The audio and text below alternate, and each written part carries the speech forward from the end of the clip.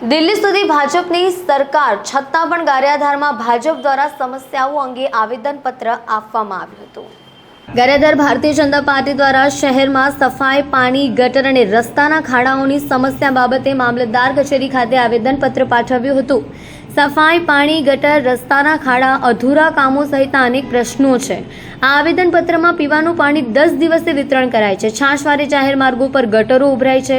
અંડરગ્રાઉન્ડના ગટરના ઢાંકણાઓ વારંવાર તૂટી જવા પામે છે। શાળા, કોલેજ અને આંગણવાડીની આજુબાજુના વિસ્તારોમાં ગંદકીના થરો જામ્યા છે।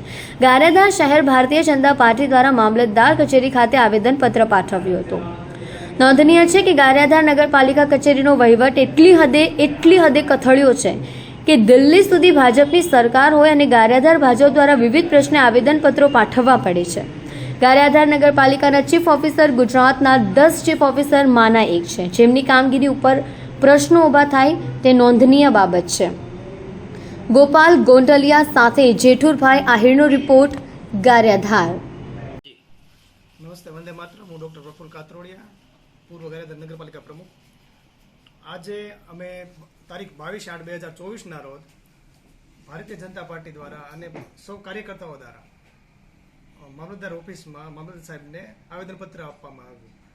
આવેદનપત્ર આપવાના મુદ્દા એવા હતા કે લોકોના પ્રાણ સમાજ જે પ્રશ્નો છે, જે સામાન્ય બાબતો કહેવાય, જેમ કે સફાઈ છે, પાણી છે, રોડ રસ્તા છે, આ તમામ પ્રશ્નોને જે આવરી લેવામાં આવે એ માટેના।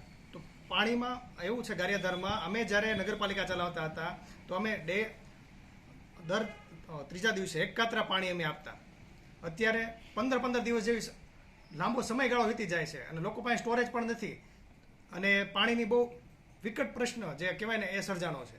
સાથોસાથ તમે જોઈ રહ્યો તો અત્યારે ગંદકીના થર જામી રહ્યા છે અને માંદગી માજા મૂકી રહી છે। સરકારી દવાખાનામાં 500, 600 કેસો એક દિવસમાં નોંધાય છે। આ એક બહુ મોટો વિકટ પ્રશ્ન છે। કેમ ગંદકી વધી રહી છે।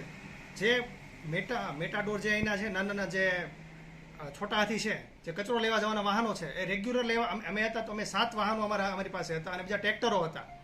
તો એ રેગ્યુલર કચરો લેવા જતા હતા અને કામ થતું હતું। તો અત્યારે તમે જુઓ તો 10-15 દિવસ કોઈ કચરો લેવા કોઈ વોર્ડમાં જતું નથી। એટલે કચરાના ઢગ થરકાણા છે। સ્કૂલોમાં જુઓ, સ્કૂલો ફરતી તમે દિવાલો જુઓ, એની આંગણવાડીમાં પણ તમે જુઓ તો આંગણવાડી ફરતા કચરાના ઢગલા છે।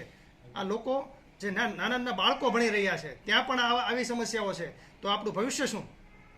આ એક મોટો પ્રશ્ન છે।